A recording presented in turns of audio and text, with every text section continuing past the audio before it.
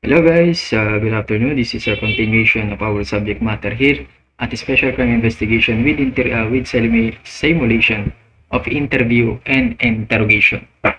Now we proceed to our PowerPoint presentation. Screen natin. Arson investigation.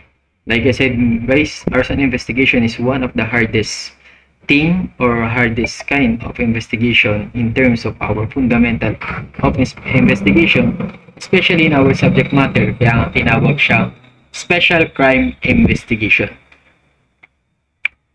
According to this matter, guys, arson is penalized under the presidential decree of 1613. Like I said in our previous discussion, presidential decree was created during the time of martial law, or the president itself is our Ferdinand E. Marcos, our former president, and the father of our present president, Bongbong Marcos. During the time of martial law, there is no legislative na tinatawag natin, o yung mga tagagawa ng mga batas. So, para matugunan ng pangangailangan in terms of sa mga batas, President itself, o Ferdinand E. Marcos, created the presidential decree. And also, we have an executive order na kung saan ang presidente rin ang gumagawa. According to this matter, arson investigation is a classic heinous crime that requires skillful, scientific, and systematic investigation procedures. Yes guys, napakatindi po pagdating sa arson investigation ng procedures na tinatawag natin. Why? Because arson investigation is a vital point o tinatawag nating napakahirap ng imbestigahan. Kasi lahat ng ebidensya na pwede nating makita ay sunog. Kaya magsisimula tayo sa abo.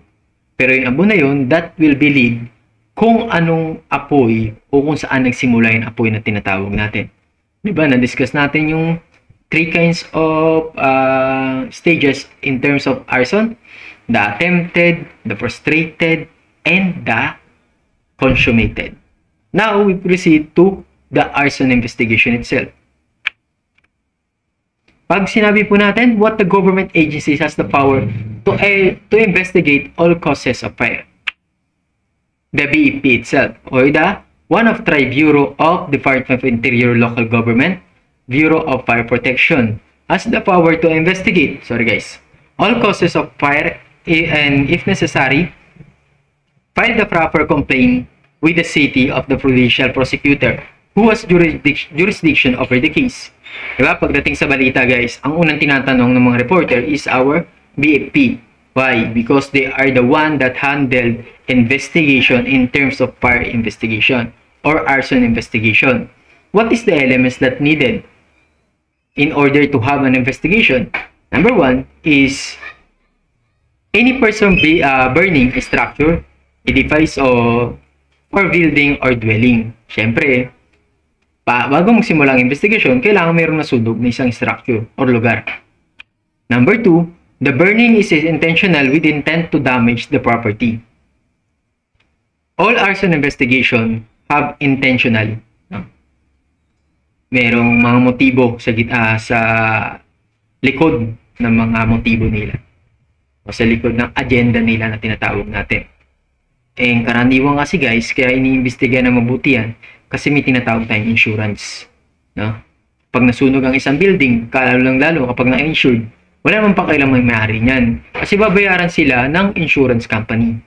Kaya nga dito nagsisimula ang mabusing investigation or arson investigation itself para malaman kung mayroong hidden agenda o mayroong maling naganap doon sa arson, no? O sa sunog na naganap sa bahay na yun o sa isang building o structure.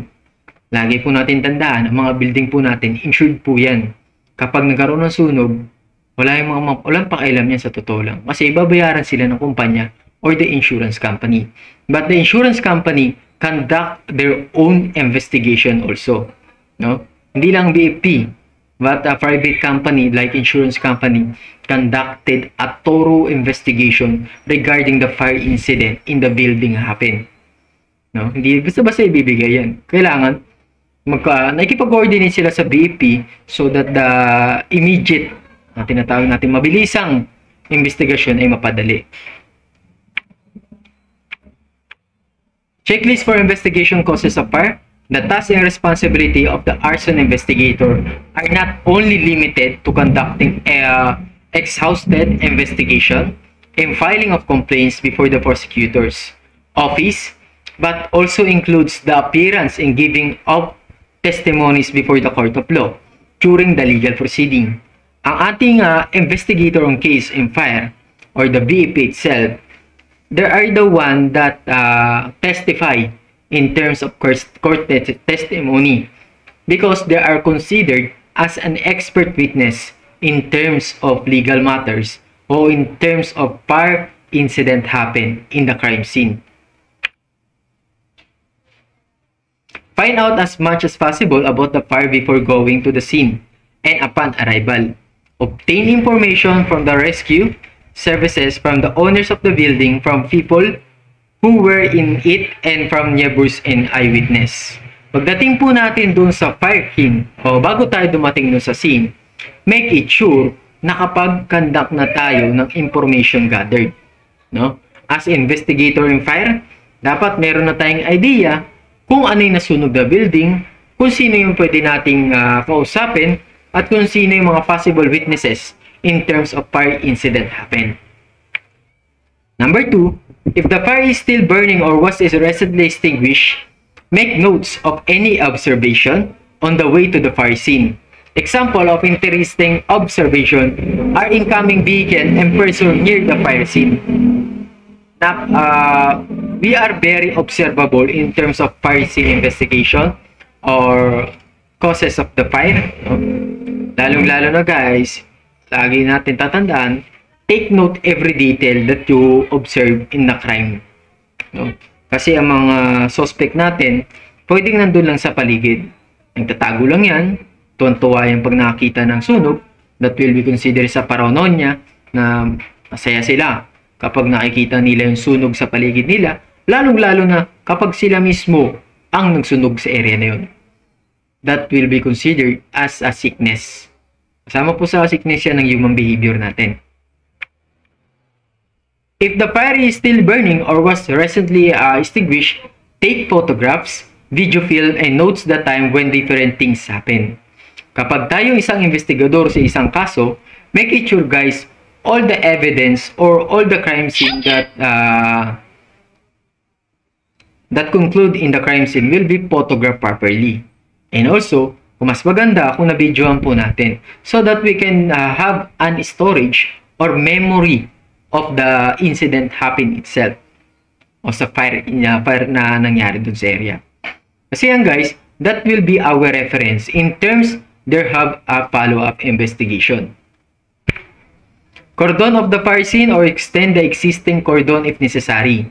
Like I said, not only in fire incident happen or the causes of fire that have in the arson investigation, make it sure upon the arrival of the crime scene, any kind of crime that happened in the area, yung cordon, that will be our preservation of all evidence sakop ng crime scene natin. Make sure that the list are made of the people who entered the fire scene. Gawa po tayo ng mga list kung sino-sino yung mga pumapasok sa fire scene natin. So that if anything happen, alam mo kung sino yung mga iimbestigahan mo o mga titingnan mo possible na sumira ng ebidensya. Preliminary orientation start immediately after the extinction of the fire. Study fire damage and fire behavior. Decide whether to call in personnel from the SNLFS or other expert. SNLFS. Ano ba yan? Natin guys. Hindi ko na-search to. SNLFS is one of the expert witness in terms of fire scene, fire causes. Natin na.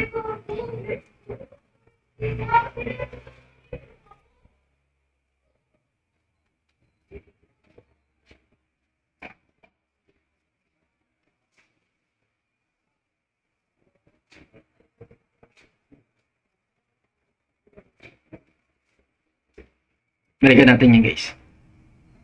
Preliminary determination of the origin of the fire. Get help from the incident commander and the firemen who arrived on the scene first. Tandaan po natin, we need to have conduct an immediate action. Also, alamin po natin kung saan po ba nagsimula yung sunog or the origin of the fire so that we can have a lead for arson investigation. Number 8, initial debris removal. Before debris is removed, the whole building must be photographed and video filmed both inside and outside. Bago natin tanggalin o bago tanggalin lahat ng debris dun sa area, make it sure lahat po ito ay na-properly photograph. And mas maganda kung meron tayong video film so that if terms happen na wala na po yung mga debris na yan, kasi yan po ang ating magiging ebidensya, no? Yan po kasi minsan mayroon tayong nakakaligtaan, hindi maiwasan, but we are making sure na pagdating nyo dun sa area ay na properly photograph na siya, properly photograph and video film. Final debris removal and cleanup start from the outside and works toward the point or origin. Photograph all objects found before they are moved. Photograph and document room less affected by fire damage and undamaged room. 2. Sa final debris of removal natin, guys, wait lang guys.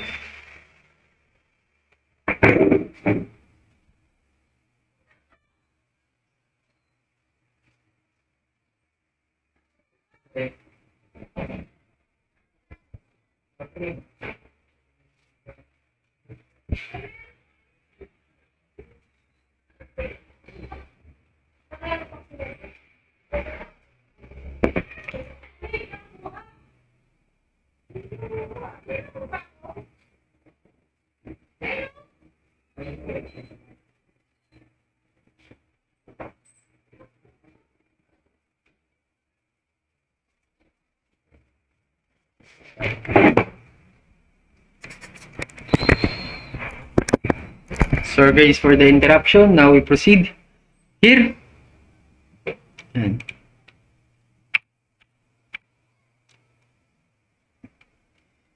Ayan, sa final debris removal and clean up, start from the outside. No? Magsimula tayo sa outside bago magsimula dun sa pinaka point of origin ng fire natin. So that we can conduct a proper collection of evidence. Pasok po natin yung tinatawag natin search method. We have different search methods so that we can do a proper searching in terms of crime scene. Carry out reconstruction, put all objects back in their original places, photograph and video film the uncovered area both with and without the object. Sa reconstruction of evidence kasi yan, diba? Tapos na lahat. Tapos na lahat ng investigation itself. Ngayon, as a investigator, kung gusto mong makuha o magkaroon ulit ng idea, balik mo ulit sa dati. Pero not in original form. No? Nakalagay kasi original places. But in terms, dapat hindi talaga matanggal yung mga debris na yan. So that we can have a proper idea in terms of that matter. Pero, make it sure guys, kung wala na talaga, kasi minsan, nabasa na, umulan, weather condition, that is the very fact. Guys, kapag nagkaroon tinatawag nating ulan na malakas, mawawala lahat ng ebidensya natin. Diba? Saliva, blood, yan, mas madaling mawala siya, mga semen, madaling mawala ng ebidensya yan guys. So that, photograph and video is very important in terms of investigation. Number 2, establish the origin of fire. Alamin natin kung saan nagsimula ang sunog. 12. Investigate any potential fire sources. Lahat po na pwede nating imbestigahan o lahat ng pwedeng pagsimula ng apoy ay kailangan po nating imbestigahan ng maayos. No? Kasi minsan hindi nakakaligtaan natin yung mga importanteng bagay. Yung papala ang magpaparesolba sa kaso mo. Number 13, establish the possible causes of fire. All the possible causes na pwedeng magsimula ang sunog, di ba? For example, yung tangke ng sa keychain, di ba? Hindi nyo alam na yung palang nagsimula ng sunog, sumabog because of the nakalimutan patayin yung kalan. No? Tapos minuksan mo. Naninigarilyo yung kapitbahay mo sa kabila. Halos magkadikit lang kayo. Nasabog talaga yun. All the information that you needed in terms of investigation, mga possible causes guys. Mga naiwang plancha sa bahay, yan, pwedeng pagsimulan ng apoy yan. Basic methods of fire investigation. Preservation of evidence. Yan. Napaka-importante. Number 1 rule, preservation of evidence. Consider the fire as evidence itself. Consider natin yung mismong apoy, yung mismo ang ebidensyang pwede natin makuha. Kasi guys, makikita natin kung anong causes of fire in terms dun mismo sa usok. Malalaman natin kung anong ano yan. Kung kulay black yan, ganitong sunog nangyari dyan. Kung kulay puti yan, ganito yan. No? In terms of cloud. Alam po yan. Nakita natin dito. Avoid contamination, loss of unnecessary movement of physical evidence within the fire scene. Yan guys, lagi naman natin ina-avoid yan. Contamination of evidence. No? Like you said, every detail, contamination is very important. Kasi pag na-contaminate ang evidence, sayang ang kaso. Secure the fire scene from notorious intrusion. Like make it sure guys, hindi lang sa fire scene but all the crime scene, wala po sana makapasok dun sa area natin. Kasi pag nasapasok nga, letter V, contaminate ang evidence natin. Limit the access in the fire scene to those persons who only need to be there. Limitahan po natin, yung mga importanteng tao lang na nasa loob ng investigasyon, ayun lang yung dapat natin papasukin. So that we can avoid the intrusion na tinatawag. Establish the corpus delicti by eliminating all natural or accidental corpus. Pag sabi natin, corpus delicti, this is the body of the crime. Examination of the fire scene. Examination should be CC, no? Yan po ang kailangan natin pagdating sa examination of the fire scene. O CC talaga yan. Analyze fire patterns. Yun. May fire patterns kasi yan. Alligator. Makikita mo guys sa parang kahoy, no? Makikita mo yung mga pattern niya. Depende kung ano yung ginamit niya in terms of the fire. Sa fire arson investigation yun guys, madidiscuss sa inyo yan, yung mga iba't ibang uri ng fire pattern, iba't ibang uri ng fire extinguisher, iba't ibang uri ng in terms of the combustible material, mga madaling masunog, trace fire spread. Alamin natin kung saan nagsimula yung apoy. O anong dahilan ng pagkabilis ng yung fire. Ang bilis ng apoy. Identify the area's point of origin. Pag sinabi natin point of origin, this is the fire causes. Kung saan nagsimula mismo. Point of origin. Identify the fuel involved. Alamin natin kung anong iba't ibang uri ng fuel o anong uri ng fuel ang ginamit dun sa fire scene o sa fire incident happen. Nasensya na kayo guys sa background ko kasi tangaling tapat ngayon medyo maingay talaga pag ganitong oras sa amin. Pero malakas pa naman yung boses ko. Fire scene recording. Pag sinabi natin fire scene recording, this is the take photograph of the following. Number 1, exterior views. Identification of the property signage or house address number. Yan mga kailangan natin guys in terms of fire scene recording. Outbuilding and grounds aerial photographs. Interior of the building room by room in a logical sequence. The series of shots should start at the main door entrance of the premises going inside. A series of photographs should also depict unburned areas of the building. Use of the title sheet that shows identifying reformation of evidence is mandatory. Date, location of evidence, investigating team, and other situational information.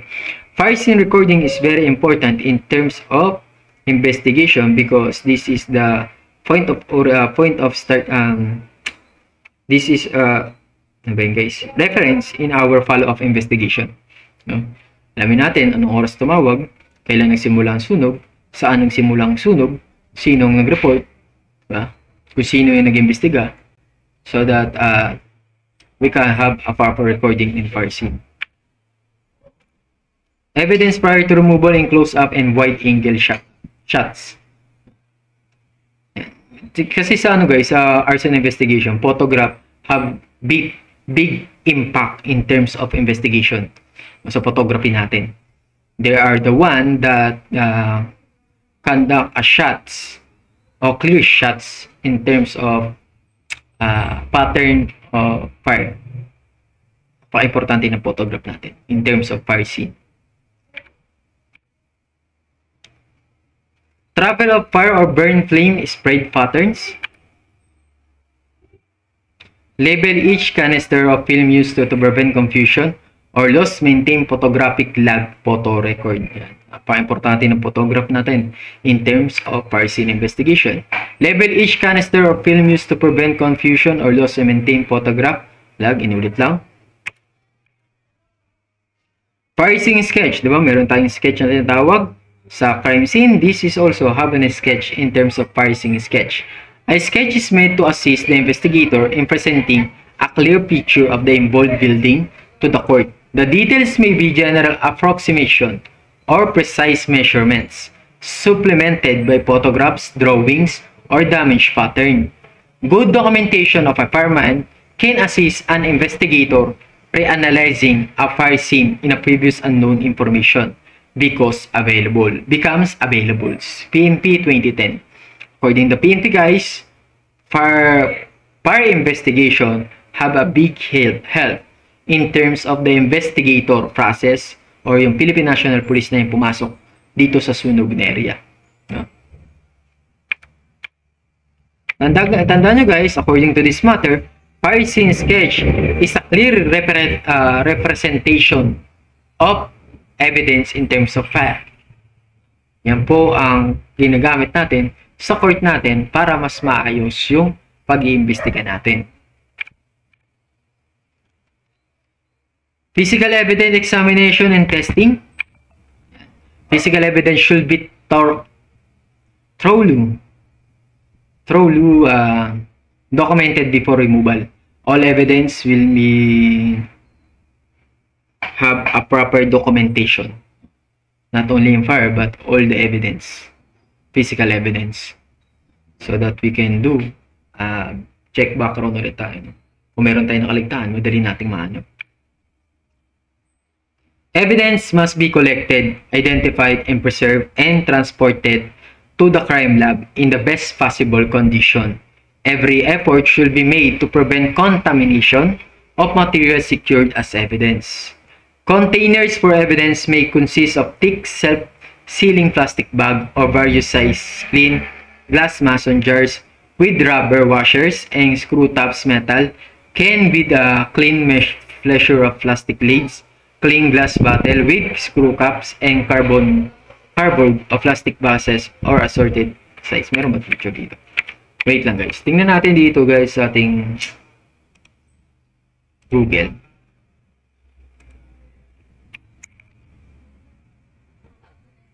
Para magkaroon tayo ng idea.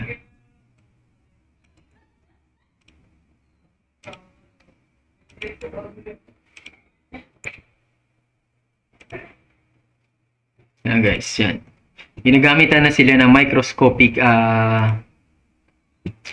examination of all the evidence that you are collected, especially blood. Yan. Ginagamitan natin siya guys. Yung mga plastic na tinatawag natin, yan. Proper, ito. Evidence guys. Yan. Physical evidence that you are gathered here. Yan. They will be using this matter. Natin. In a legal court case, there are several types of evidence. Physical evidence, also called real evidence, actual tangible evidence that can be touched and picked up that is relevant to the case. Demonstrative evidence, evidence that requires a demonstration, such as a chart or video. Testimonial evidence, also called personal evidence, evidence brought forth by witnesses, such as testimony. Documentary evidence. This evidence is documents like wills, letters, and other documentation. Although also physical in type, it is sectioned in its own category. We are going to focus on physical evidence, which is any evidence that is physical and found at the scene. There are other smaller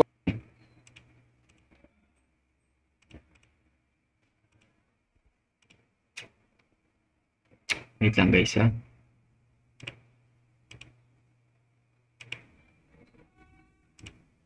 Sa YouTube natin guys, makikita yan.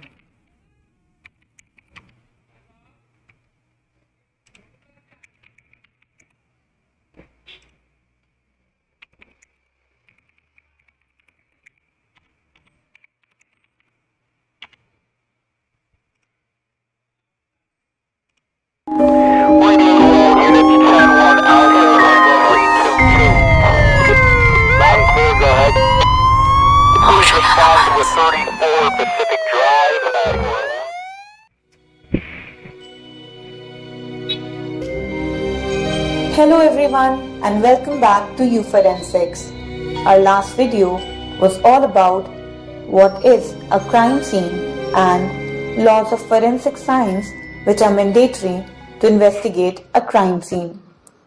Each crime scene is unique because the chain of events that create it is unique, but there is uniformity in how to study and process a crime scene. Therefore, in this video, we will talk about fundamentals of crime scene processing, as the crime scene is constantly changing and decaying after its creation. We will also emphasize on methods to document a crime scene to preserve the information for later studies. Locard's principle of mutual exchange becomes very important at scene of crime. The job of crime scene investigation team is to look around for physical evidence which are generated due to coming in contact with suspect or victim. Now, we must know who's involved in a crime scene investigation. Professionals at the scene of a crime may include police officers, crime scene investigators, and scientific specialists. Question may arise here: what role does forensic expert play at a crime scene? The answer to that is, on the request of investigating officer, the forensic experts can assist in collection of crucial evidence, also their proper packaging and preservation to assure fruitful results post-analysis. Important thing to remember at crime scene is that the safety of all individuals present is the first priority and preservation of evidence is the second. Now, to properly investigate a crime scene, one must follow the following steps. Secure the scene, separate the witness, record the scene, search for physical evidence, collection of physical evidence. First, securing the crime scene, because if the area is left unsecured, the transfer, loss or contamination of evidence may occur. It is the responsibility of first responder to protect the area within which the crime has occurred by restricting all unauthorized persons from entering, keeping a security log of all those who visit the crime scene, collect pertinent information, and request additional manpower and field experts related to crime scene if required. If there are witnesses, they must not be allowed to talk to each other. This separation is done to avoid witnesses working together to create a story. After the crime scene has been secured, it should be recorded properly.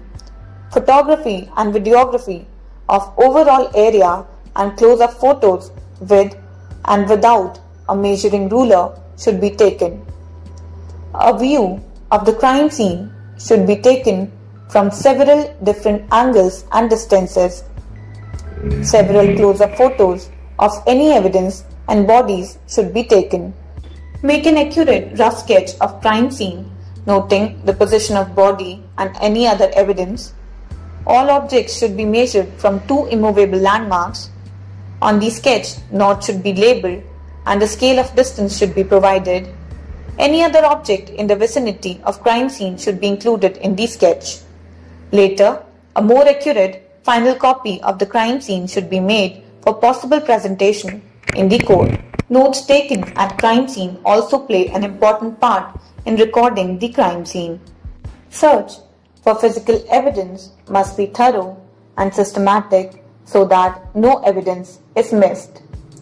The searching pattern normally depends upon the type of crime scene and number of investigators available. The following search patterns ensure that no area is left unsearched. Number 1. Strip or line method. The whole area has been sealed into rectangle and then search is proceeded parallel to one side of rectangle. Number 2. Spiral method. The searcher starts the searching from the point just outside the area of crime scene and move along the path of spiral till they reach the crime spot. Quadrant or zone method. The entire area to be searched is sealed into a big square. The big square is then subdivided into 4 small squares assigned to different searchers. Wheel or ray method. The entire area is marked as circle. The searcher may start their search from the center and proceed along the radii. The collection of evidence depends upon the type of evidence on a crime scene. Temporary, fragile, or easily lost evidences should be collected first. Protective clothing should be worn at the crime scene while collecting evidence. Always follow standard procedures and techniques for evidence collection and storage. For example, blood sample should not be packaged in wet condition. It should be air-dried after collection. All evidence needs to be properly packaged, sealed, and labeled. An evidence log and a chain of custody document must be attached to the evidence container. The evidence log should contain all pertinent information including case number, description of evidence, name of victim, name of suspect, date and time of recovery, signature of person recovering the evidence, signature of any witness present during collection. Chain of custody refers to the process of maintaining and documenting the handling of evidence. It involves keeping a detailed log showing who collected, handled, transferred, or analyzed evidence during an investigation.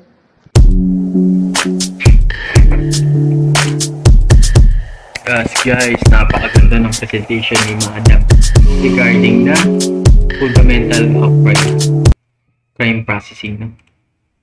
Ganda ng presentation niya. Very accurate for our investigation process. Now we proceed to for arson investigation. Tingnan natin guys, no? Para mas madali nating maintindihan.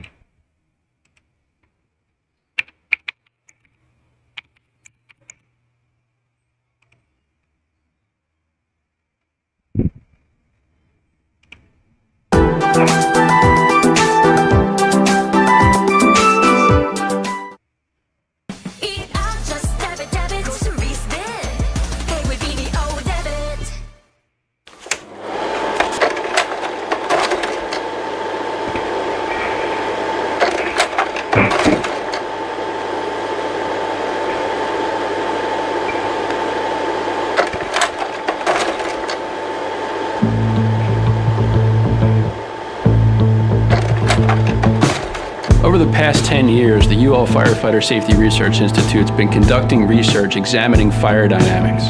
How fires grow and spread in a home has been extremely important to the fire service to understand how they can operate as safely and efficiently as possible on the fire ground. We wanted to take what we've learned over the past 10 years and expand that into the fire investigation community.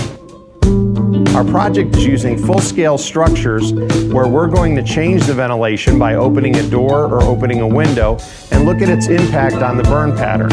So initially we'll conduct replicate fires with the building closed, and then we'll start to make openings in the building in subsequent tests and see how that changes the fire damage, the growth rate of the fire, the impact of the fire, and how that would impact the investigator's ability to find the area of origin as well as the cause of the fire.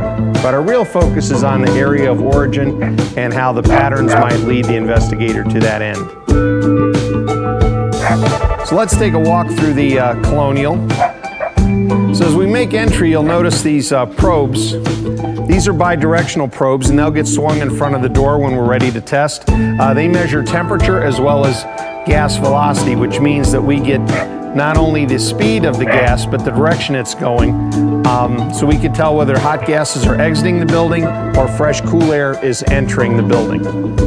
Throughout the structure, we have thermocouples, and you'll see here that they stretch all the way to the ceiling, so we're measuring at intervals of every foot from the ceiling all the way down to the floor, so we have an idea where the hot gas layer is at all times and where the cool air may be.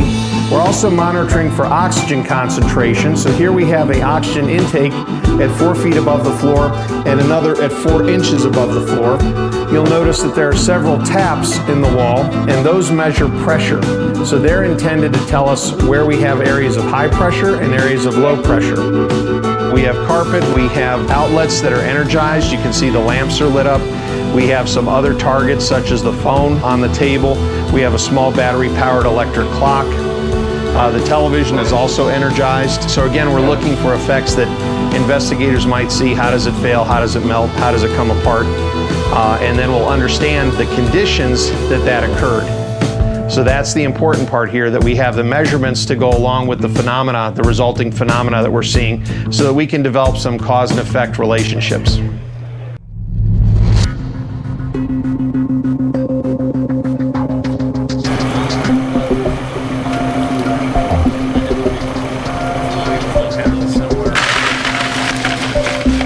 We've documented the house with photographs prior to the fire.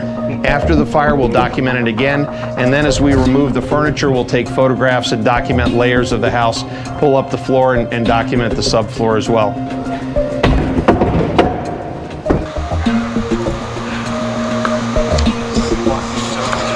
Self-ignition in 4, 3, 2, 1, ignition.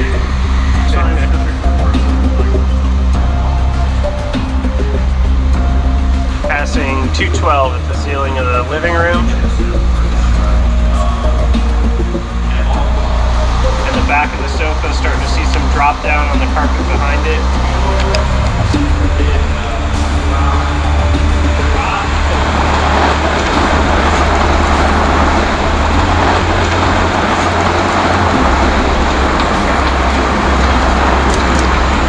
Oxygen's dropping, passing 15%.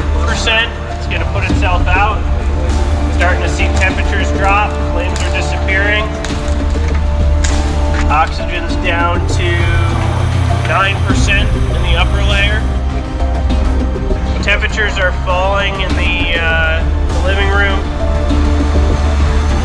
Temperatures are below 650 at the ceiling and falling.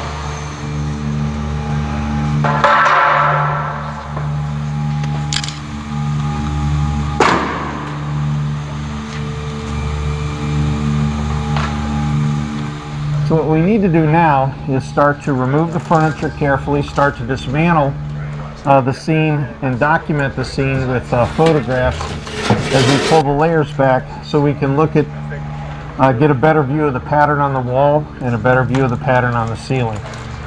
But these are all patterns or fire effects that need to get put together to get an understanding of how all the puzzle pieces fit together between where the fire damage is, where there was oxygen present, and where there wasn't oxygen present. Where we actually had flaming combustion and where we just had thermal effects or pyrolysis ongoing in the room. This project is important to a number of areas. One, it's important to our suppression firefighters because they can really start to understand the fire pattern within the structure and the impact of ventilation on that fire pattern. And we also look at it to our investigators that we can actually start to understand the impact of the ventilation or chosen tactics into their investigation, looking at cause and origin. And another important aspect of it, it actually hopefully drives that investigative community to really have discussions with the suppression community so they start to understand how to operate or how to choose your tactics suppression-wise, but then the investigators can start to understand the impact of the selective tactics into their investigation. So it causes that dialogue across disciplines, which then educates both sides, and it makes us a more effective service overall. As we finish these experiments, we will continue to analyze all of the data and video with our technical panel of fire investigation experts from around the country. We'll put together key findings and develop an online training program that will easily take the science to the streets for fire investigators around the world. Napakaganda guys no? In terms of fire arson investigation.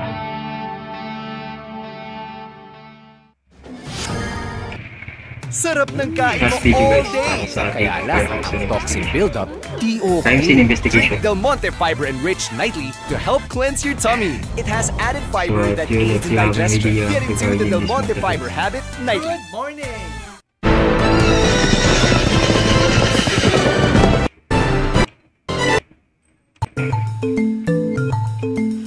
When a Texas Ranger is called to a crime scene, how do they collect the clues that help them capture a criminal?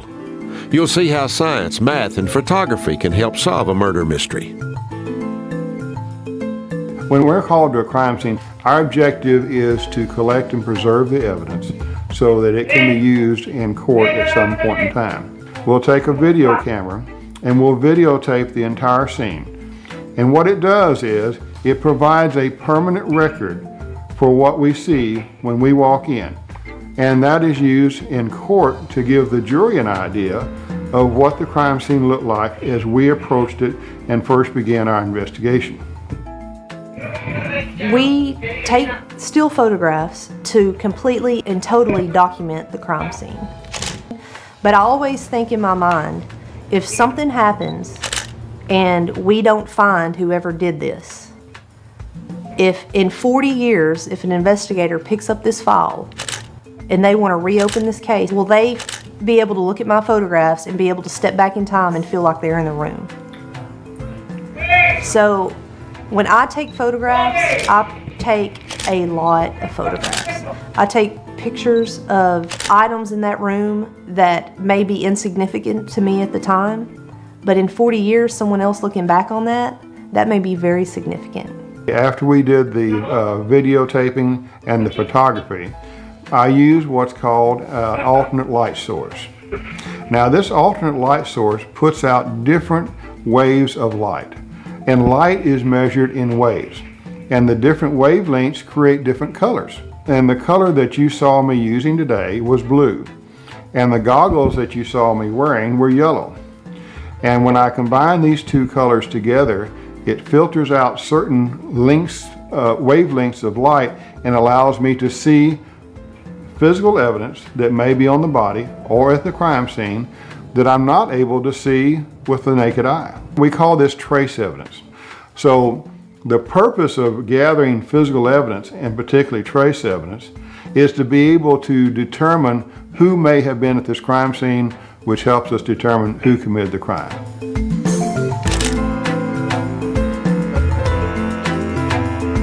We have the markers that are numbered 1 through however many we need. We place them within a crime scene to document evidence that is going to be within that crime scene.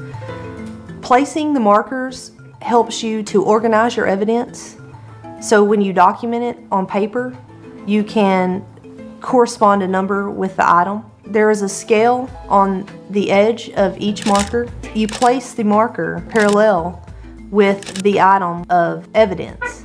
That assists you whenever you take photographs, you can get an accurate measurement of whatever that piece of evidence is.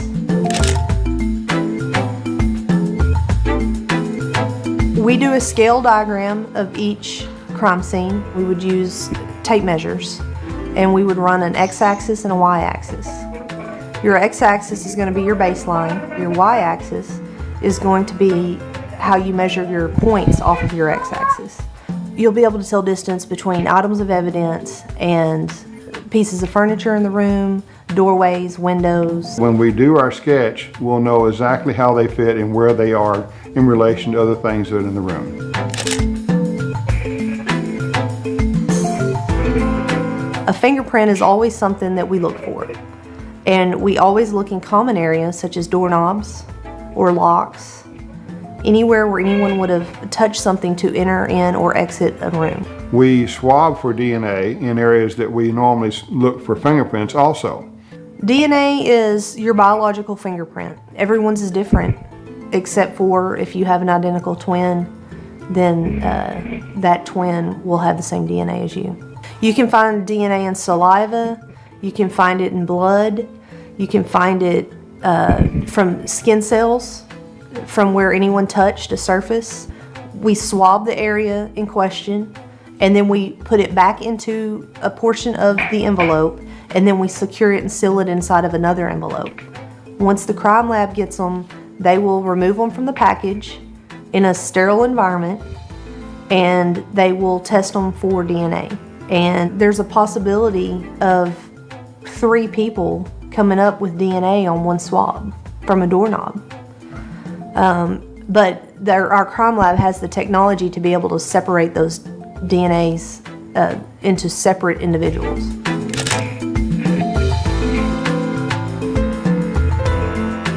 When the evidence collected is combined with other investigative work, such as suspect interrogations and forensic sketches, a case can then be taken to trial. Integrity is the thing that shines through when you go to court. The defense oftentimes will try and attack the integrity of the officer who's doing the investigation in order to create reasonable doubt and get their client off. When you have integrity in everything that you do, then it makes it very difficult for them to make that case. We owe it to the victims.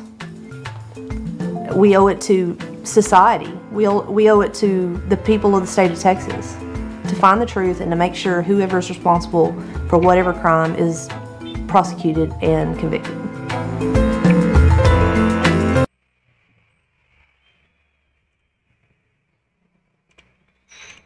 Napakaganda guys ng presentation ng tatlong inigay ko sa inyo guys, no? Kung naintindihan niyo bubuti, napakaganda in terms of investigation proper, no? Sabi nga doon ng babae, no? Sino pa ba ang gagawa ng investigation? Di ba? Sila lang din. Ngayon, kung may maling investigation na naganap doon, talagang hindi nila mahuli yung crime na tinatawag natin. No? And also, in arson investigation, they conducted a situational kung paano ba nangyayari yung fire. Napakaganda na meron silang test subject o isang room kung saan tinitingnan nila kung saan ano yung pattern ng fire and origin of the fire.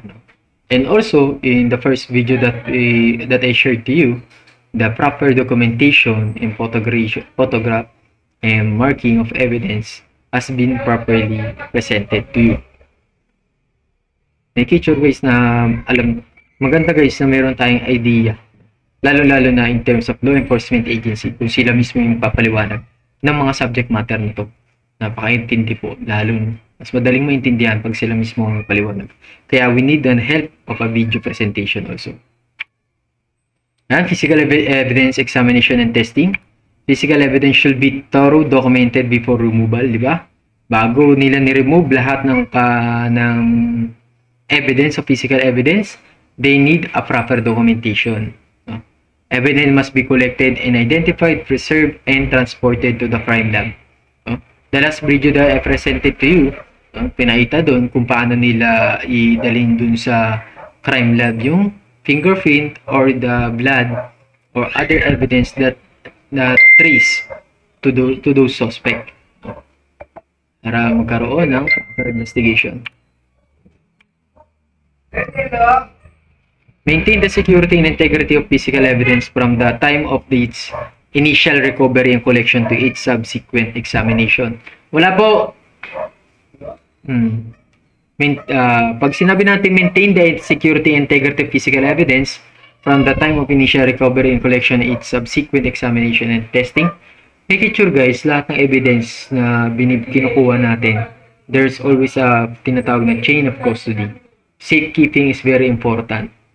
Kasi guys, kapag hindi natin na-maintain o na-secure yung physical evidence natin, from time to time, pwede ito pong mawala.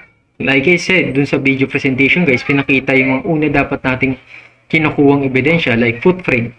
Dapat ma-preserve ka agad yan kasi madaling mawala yan.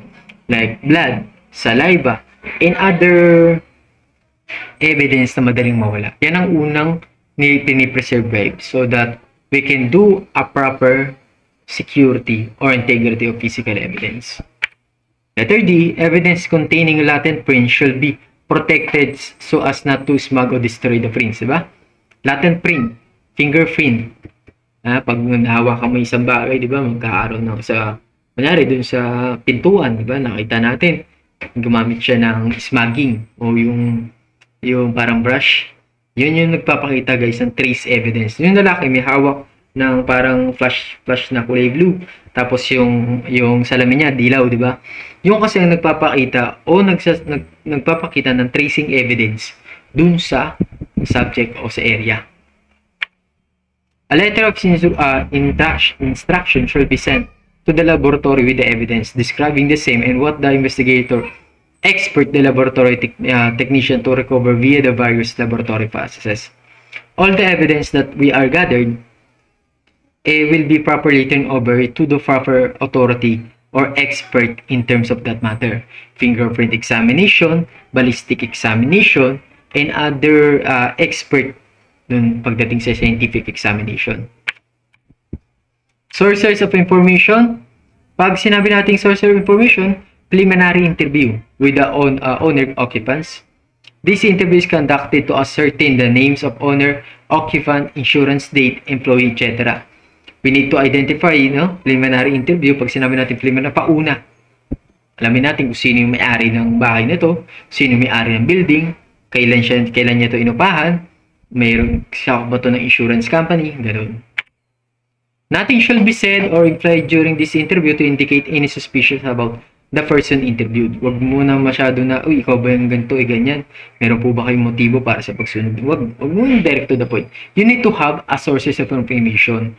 Proper gathering of information lang muna tayo. Wag mo muna ipasok lahat na maghihinala sa'yo guys kapag ganun yung ginawa mo. We need to a proper investigation muna kung ano yung dapat gawin. Information obtained is these preliminary contacts may provide as possible clue as to an accidental fire or leads on a possible suspect and motives. Ang information na magagather natin o the sources of information that we gathered upon interview will be lead to the cause of the fire. Yan po ang pwede natin mag-lead. Lalo na yung mga kapitbahay na ganyan yan, ganito yan. Talagang ano yan, mahilig yung magsunog, magkaaway sila. Inaano niya yung kalan nila, ganyan. Yan. That will be help in terms of investigation proper. Insurance firm. The insurance agent or broker will provide the name of the company, and policies number, terms of insurance, and expiration dates, mortgage and payable clause, adjuster, and whether or not the insurance was period of cancellation. Napaka-importante guys, no? Kanina sinabi ko sa iyo the insurance itself, no? Ang mga insurance kasi, kapag in-insure nila yung isang building, magbabayad po sila niya pag nasunog yan. Kaya nga yung iba, walang pakialam kahit masunog yung building nila. Pero unfortunately, syempre buhay ang pinag-uusapan dito. Kaya bago the Bureau of Fire Protection, they conducted a thoroughly na investigation, and the company itself, or insurance company, conducted their own investigation also. Kasi marami po kasing ganyan na insurance claim ang ginahabol. It should also be ascertained from the agent broker who solicited the business, who suggested the amount of coverage, di ba? And whether the premium payment was current or delinquent. Yan guys, pag malaki masyadong pera ang involved, yan na lumalabas ang lahat. The insurance adjuster can provide complete insurance information regarding the loss. Yung insurance provider guys, o adjuster, ipoprovide niya sa Bureau of Fire Protection kung gaano ba kalawak o kalaki yung coverage ng makuha nung nasunugan. Diyan kasi sila magbe-base din eh. Adjuster can also supply any statement taken from the assured and can be able to provide a sworn proof of loss, which will include a specific item claims to be damage or loss, which may provide the investigator with information indicating attempted fraud. Yan pumapasok. Sorry guys. Diyan na pumapasok lahat guys, no? Lalong-lalo na pagbagaling ang investigador. Ang investigator, minsan kapag sa isang building nasira o nasunog, ang unang tinitingnan niya is the insurance claim. No? Tinitingnan nila kung Baka yung may-ari mismo yung nagsunog, o kakutsaba niya yung insurance adjuster o insurance policy company. O meron siyang kakutsaba dun sa insurance company. Yun. Lahat yan ng anggulo tinitingnan, guys. Should the investigation indicate probable fraud, the adjuster can request the interested insurance company ties to withhold payment during the course of investigation. No? Ang isang investigator o adjuster, the insurance adjuster, siya din kasi nagka-conduct na investigation, guys, or the information that needed of the investigator. Philippine National Police o law enforcement agencies na tinatawag natin. Meron po silang pwede silang mag-request ng holding of insurance claim o payment dun sa nasunugan. Kasi nga, under investigation, they conduct a trolley investigation para malaman kung meron bang tinatawag na foul play. Neighborhood inquiry, guys. Pag sinabi natin neighborhood inquiry, interview person within a wide area of the surroundings community. Interview the person who discovered the fire and how he or she happened to be the area, the location of the fire when initially observed, and other pertinent facts. It's very important to have a neighborhood inquiry sa mga kapitbahay natin. Ano po bang meron dito? Ano po bang ugali nito? Ano po bang napansin nyo dito bago magkasunog? Yan. So that we can have a proper gathering of information. Kasi lahat ng anggulo pwede nating makuha. Lahat ng anggulo pwedeng makitaan ng butas. Interview the person with turned on the alarm.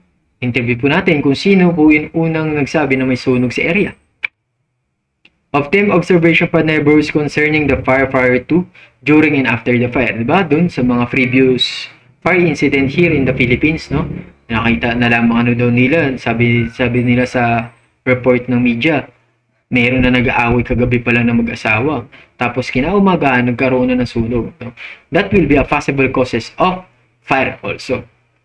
Kasi hindi natin alam ba sinunog na nila yung area sa sobrang galit ng lalaki o babae. Ascertain the relationship of the owner and occupants with the neighbor. We need to know what is the relationship between the owner and the occupants. Kasi minsan, mayroong magkagalit, minsan alam mo magkaibigan sila, pero magkaaway pala sila. Ngayon, the intention itself, no, pwede yung gawa ng sunog o pwedeng gawa ng krimen na tinatawag. All the possible ideas that we need to have a fire investigation, kinokolekta po natin yan. Witnesses may be able to provide information relative to the insured domestic life, financial condition, anticipated sale of the property, and problems with the property such as flooding, heating, change of routes, etc. Ang mga witnesses po natin, nakapagbigay po sila ng mga information that needed in terms of investigation proper. No? Ano bang problema na itong kumpanya na to? Ano bang meron dito sa kumpanya na to? Ano ba bakit ganitong nangyari? Bakit nagkaroon ng sunog? Witnesses is very important. It's sometimes useful to take a statement from any witnesses who appear to be hostile or may later change their testimony. Ang dami po kasing witnesses na pagdating ng oras sa panahon, nag-change sila ng testimony. Minsan nabayaran, di ba? Hindi natin maiwasan yan. Sa laki na insurance claim, babayaran yan. Para tumahimik lang. Maraming ganyan po. Maraming nagbabago. Pero like I said, kapag ganyan, guys, in terms of the oath na, nag-oath na siya dun mismo sa court, pwede po siyang balikan, kasuhan ng perjury. Public record, legal record, dates, mortgage, or real estate and charters, incumbrance, local and national taxes, hospital and mental records. All the records that needed in terms of investigation will be accommodated o kailangan kunin. Para makita kung legal nga itong kumpanya na to. Financial and credit information, building loan yan, association charge accounts, public utilities, gas, water, electricity, telephone, servicemen, newsboy, and netman. Pakalaking importante rin yan, guys. Employment records, military records, school records, juvenile records, and records. That will be help in terms of fire investigation. Questioning principal suspect, prior for preparation. Ito muna siguro tayo, guys.